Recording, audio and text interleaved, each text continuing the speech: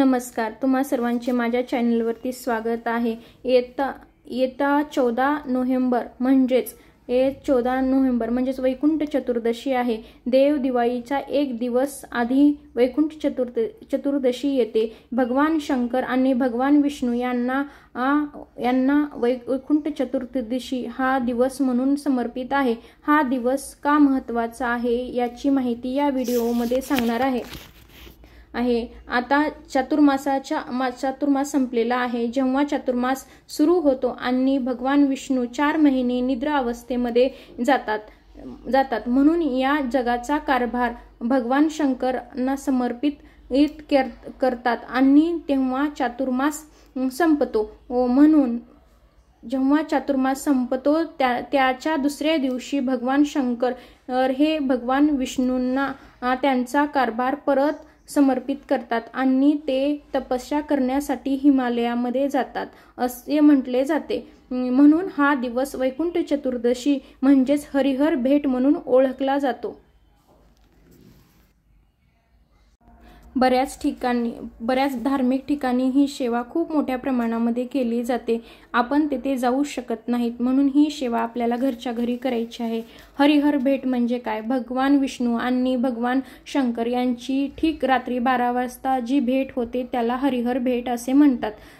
तुमच्या अडचणीनुसार ही सेवा तुम्ही करू शकता।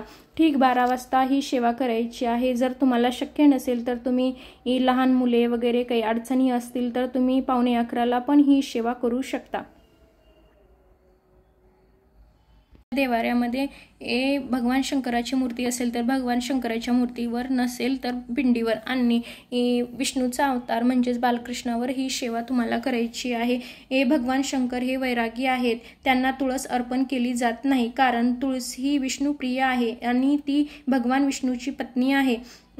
पण हरिहर भेट जेव्हा होते तेव्हा भगवान विष्णू आणि भगवान शंकर यांची गळाभेट होते। त्या प्रसंग खूप असा छान प्रसंग आहे।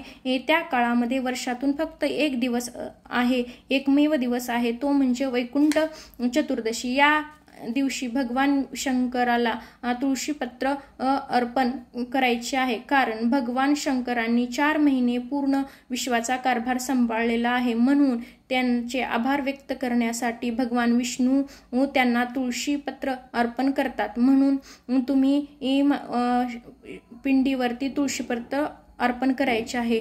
ही सेवा तुम्हाला ठीक 12 वाजता करायची आहे। महिलांनी तुळस तोडू नये। भगवान विष्णूंची जरी सेवा केली तरी आपल्याला वैकुंठामध्ये जागा मिळते असे मानले जाते। भगवान शंकराला तुळशीपत्र अर्पण करतो तेव्हा भगवान विष्णूंना बेलपत्र अर्पण करायचे आहे। त्यांना एकमेकाच्या प्रिय वस्तू अर्पण करायच्या आहेत।